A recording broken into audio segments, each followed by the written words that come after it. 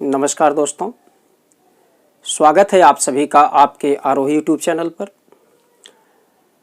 आज का टॉपिक है परिपत्र। परिपत्र से विविध प्रकार के प्रश्न, चाहे वो पीसीएस की परीक्षा हो, आरओ की परीक्षा हो, खंड शिक्षा अधिकारी की परीक्षा हो, विविध परीक्षाओं में इससे प्रश्न बनते रहते हैं। फिलहाल यहाँ जो हम चर्चा करने वाले हैं, समीक्षा अधिकारी, सहायक समीक्षा अधिकारी मुख्य परीक्षा तथा बीईओ की परीक्षा के मद्देनजर इस पर हम चर्चा करेंगे। कई पत्रों पर पीछे चर्चा हो चुकी है। शासकीय पत्र, अर्धशासकीय पत्र, कार्यालय आदेश के अतिरिक्त परिपत्र पर अब हम चर्चा करने वाले हैं। ध्यान रखने की जरूरत है कि परिपत्र किसे कहा जाता है, परिपत्र का शाब्दिक अर्थ क्या होता है, परिपत्र की परिभाषा, अर्थ एवं महत्व, विशेषताएं क्या हैं तथा परिपत्र का प्रारूप क्या होता है। इन्हीं 4-5 बिंदुओं पर चर्चा करना है। परिपत्र का अर्थ क्या है, विशेषताएं क्या हैं, महत्व क्या है, प्रारूप क्या है, परिपत्र किसे भेजा जाता है, कौन भेजता है। तो जैसे आप जानते हैं, परिपत्र का शाब्दिक अर्थ होता है समान विषय पर एक से अधिक पत्र भेजना। समान विषय पर एक से अधिक पत्र भेजना, विषय वस्तु एक हो, भेजने वाला एक हो और पाने वाले अनेक हों, उसी को आप परिपत्र कहते हैं। परिपत्र को अंग्रेजी में सर्कुलर भी कहते हैं। यह वरिष्ठ अधिकारियों, वरिष्ठ पदों, प्रधान कार्यालयों द्वारा अपने कनिष्ठ अधिकारियों, कनिष्ठ पदों और क्षेत्रीय कार्यालयों को प्रतिलिपि के रूप में भेजा जाता है। पर परिपत्र की विशेष महत्ता होती, इससे श्रम की बचत होती है, कार्यों में समरूपता आ जाती है। ठीक है, इस प्रकार से बहुत सारी चीजें यहाँ दिखाई पड़ती हैं। लेकिन अब प्रश्न उठता है, परिपत्र का प्रारूप क्या होता है। यहाँ प्रायः आप लोग कंफ्यूज होते हैं। जनरली एक शब्द लिख दिया जाता है, उसको कोई डिफाइन भी नहीं करता और आप लोग समझना भी नहीं चाहते। मुझे लगता है कि जल्दबाजी में रहते हैं। यही लिखा जाता है, परिपत्र शासकीय पत्र के स्वरूप में भेजा जाता है। जैसे आपसे जब चर्चा हम किए हुए थे तो वहाँ शासकीय पत्र के बारे में चर्चा किए थे। तो शासकीय पत्र के जो शासन द्वारा शासकीय कार्य व्यवहार में पत्रों का संचालन किया जाता है, संप्रेषण किया जाता है, तो कई प्रकार के पत्र होते हैं, जिसको सरकारी, अर्ध सरकारी, कार्यालय आदेश, कार्यालय ज्ञापन, विज्ञप्ति, अधिसूचना के साथ साथ विविध प्रकार के पत्र होते हैं। कुल शासकीय पत्रों में 23 प्रकार के पत्रों का प्रचलन होता है। किंतु सामान्यतः आपके सिलेबस में जो है, उसी के दृष्टिकोण से आपको परिपत्र देखना है। तो आपको अब यह समझ लेना चाहिए, परिपत्र जिस शासकीय स्वरूप में पत्र भेजा जाता है, पत्र भेजा गया होता है, उसी स्वरूप में परिपत्र भेजा जाता है। जैसे कोई शासकीय पत्र अगर लिखा गया है, वहां जब आपको प्रश्न दिया जाएगा तो स्पष्ट हो जाएगा। जैसे वो कहेंगे शासकीय पत्र का परिपत्र बताएं या अर्धशासकीय पत्र से परिपत्र बनाएं। इस प्रकार से तमाम चीजें आपके सामने उभर के आती हैं। या कोई पत्र दे देंगे, कहेंगे इस पर आप परिपत्र बनाएं, ऐसे। ठीक है, तो प्रश्न देंगे, उस पर परिपत्र बनाना होता। तो अब आपके समझ में आ गया है कि परिपत्र का अपना कोई स्वरूप नहीं होता है, विविध स्वरूपों में इसको लिखा जाता है।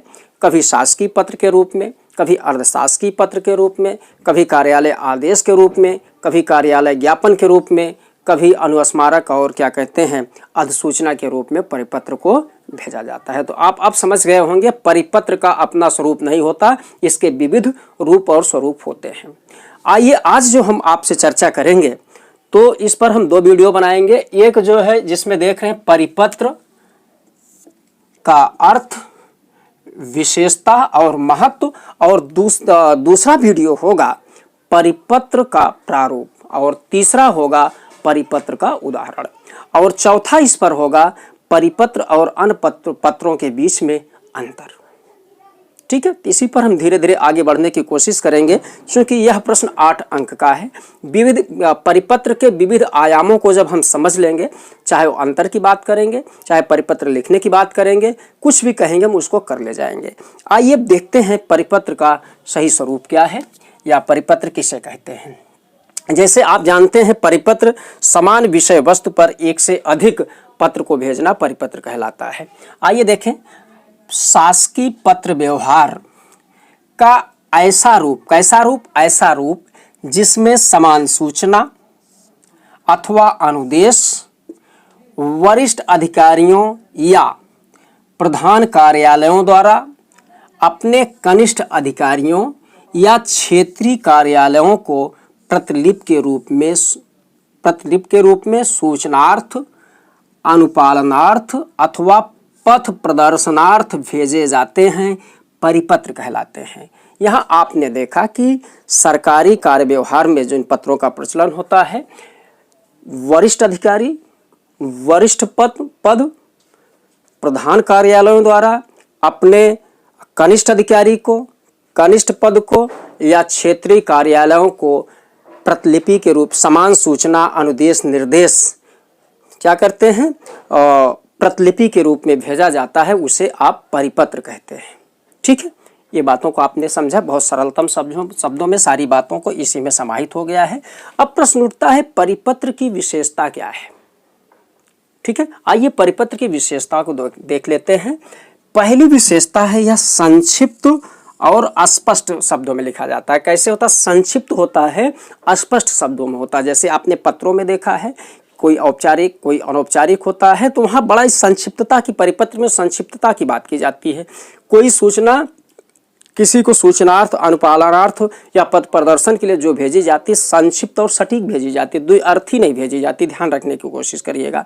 ठीक है, तो दूसरी विशेषता इसका संचालन देखें, सदैव ऊपर से नीचे की तरफ होता, अर्थात एक आयामी होता है। इसका संचालन कैसे होता है? एक आयामी होता है, एक दिशा से दूसरी दिशा में चलता है, अर्थात शीर्ष से ऊपर से नीचे तक भेजा जाता है। आप देखें यहाँ क्या लिखा है, वरिष्ठ अधिकारियों द्वारा, प्रधान कार्यालयों द्वारा अपने कनिष्ठ अधिकारियों या क्षेत्रीय कार्यालयों के भेजा जाता है। इसका मतलब ऊपर से नीचे एक आयामी, द्विआयामी परिपत्र नहीं होता।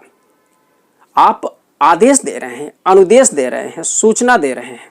ठीक है, आइए अगला देखें।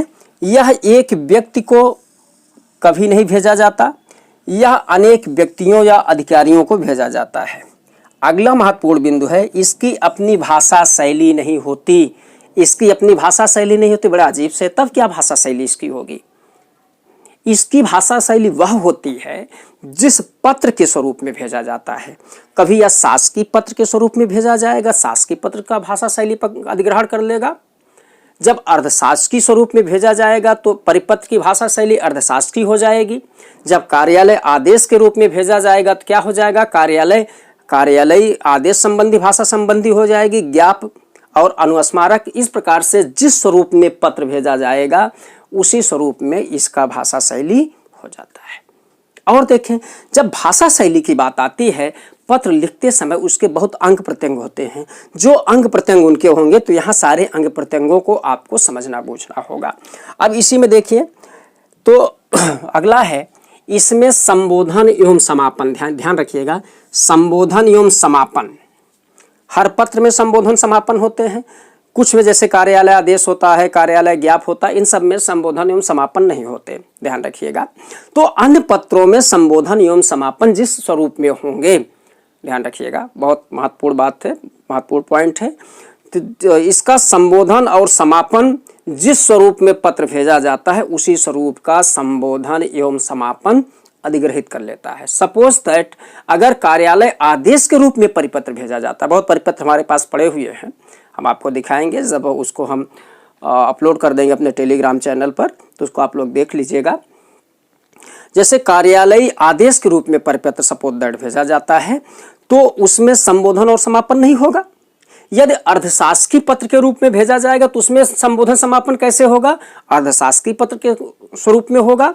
और शासकीय पत्र के रूप में भेजा जाएगा तो उसका स्वरूप शासकीय स्वरूप, संबोधन और समापन शासकीय स्वरूप में हो जाएगा। इसीलिए कहा गया है एक लाइन में, इसमें संबोधन एवं समापन उस शासकीय पत्र के अनुसार होता है जिस रूप में परिपत्र भेजा जाता है। ठीक है, ये बातें आपने समझा। लेकिन परिपत्र में एक महत्वपूर्ण बात और कही जाती है परिपत्र के संबंध में। जब आप परिपत्र लिखते हैं तो कैसे समझेंगे कि परिपत्र है? क्योंकि यह किसी न किसी शासकीय पत्र के स्वरूप में होता है, अन्य से इसे अलग भी होना चाहिए, ठीक है। लेकिन जैसे आपने कहा कि भेजने वाला एक है, पाने वाले अनेक हैं, कई, ठीक है, वो तो दूसरी बात है।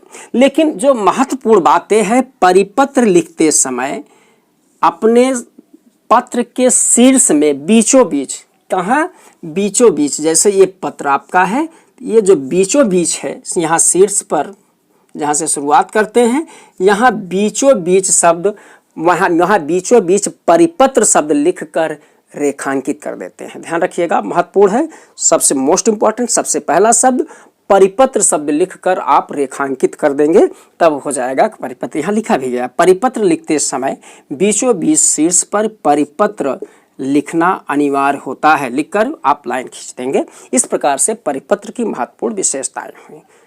अब आप देखें कि इनका महत्व क्या है, कुछ महत्व है तभी इनकी जरूरत पड़ती है। देखिए, पहला महत्व है परिपत्र के माध्यम से कार्यालयी कार्य व्यवहार में समरूपता आती है। ये क्या है, किसी कार्यालय के कार्य व्यवहार में समरूपता कैसे आएगी, जैसे भेजने वाला एक, पाने वाला अनेक, समझने का प्रयास करिएगा। भेजने वाला एक है, पाने वाला अनेक है। एक पत्र अगर अनेक कार्यालयों में भेजा जाता तो जाहिर सी बात है कि वहाँ कार्य व्यवहार समान प्रकार से निष्पादित किया जाएगा, एक ही प्रकार के कार्य व्यवहार किए जाएंगे, तो उसमें विविधता नहीं आएगी, उसमें समरूपता आएगी। लोकतंत्र की पहली विशेषता है कि समरूपता, विविधता नहीं, समरूपता, समान रूप से कार्य हो, ठीक है, बातें समझ में आ रही होंगी। आइए अगला देखें। अगला महत्वपूर्ण विशेषता है, इसमें श्रम एवं समय की बचत होती है। जब परिपत्र आप भेजते हैं तो इससे क्या होता है, श्रम और समय की बचत होती है। एक पत्र, मान लीजिए एक पत्र 1000 कार्यालयों को भेजना है, तो आप अगर 1000 कार्यालयों का पत्र टाइप करेंगे तो समय लगेगा। एक ही पत्र आपने लिखा और उसकी प्रतिलिपियां भेजी, बनाई और सबको एक ही आदेश, निर्देश, सूचना निर्गत कर दिया गया। इससे क्या होगा, श्रम और समय की बचत होगी, मेहनत भी कम लगेगा और समय भी बचेगा। और देखें, अगली महत्व इसका है, कार्यालयी प्रशासकीय कार्य निष्पादन में गुणात्मक वृद्धि एवं तीव्रता होती है। जब आप एक ही सूचना को एक ही बार में सबके पास, समस्त विभागों के पास, समस्त अधिकारियों के पास निर्गत कर देंगे तो जाहिर सी बात है उन्हें कार्य निष्पादन में आसानी होगा, स्पष्ट तरीके से सीधे उनके पास पहुंच जाएगा, उसमें फिल्टर की कोई संभावना नहीं रहेगी, सीधे सूचना पहुंच जाएगी, तो इसमें कार्य निष्पादन में गुणात्मक वृद्धि होती है। इस प्रकार से दोस्तों आपने परिपत्र के संबंध में देखा, परिपत्र किसे कहते हैं, परिपत्र का अर्थ क्या होता है, परिभाषा क्या है और परिपत्र की विशेषता और महत्व। अब अगला वीडियो आप पाएंगे परिपत्र का प्रारूप। जैसे मैंने कहा, परिपत्र का एक प्रारूप नहीं होता, अनेक प्रारूप होते हैं।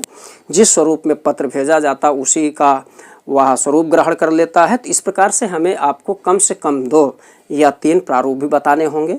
उसके बाद परिपत्र और अन्य के बीच में अंतर भी स्पष्ट करना होगा। यदि दोस्तों वीडियो समझ में आया हो तो प्लीज़ इसे लाइक ज़रूर करिएगा, कमेंट करना नहीं भूलेंगे, कमेंट ऊर्जा का स्रोत होता है। एक चीज़ और कहेंगे, सब्सक्राइब जरूर करेंगे। जो हमारे नए साथी हैं, मैं देख रहा हूँ बहुत सारे लोग हैं, देख तो लेते हैं किंतु सब्सक्राइब नहीं किए हैं, तो उनसे विशेष निवेदन है कि वो सब्सक्राइब कर लें और अपने दोस्तों को भी बताएं कि ज़्यादा से ज़्यादा वो शेयर और सब्सक्राइब कराएं, क्योंकि हम एक दूसरे के लिए बने हुए हैं। नमस्कार, धन्यवाद।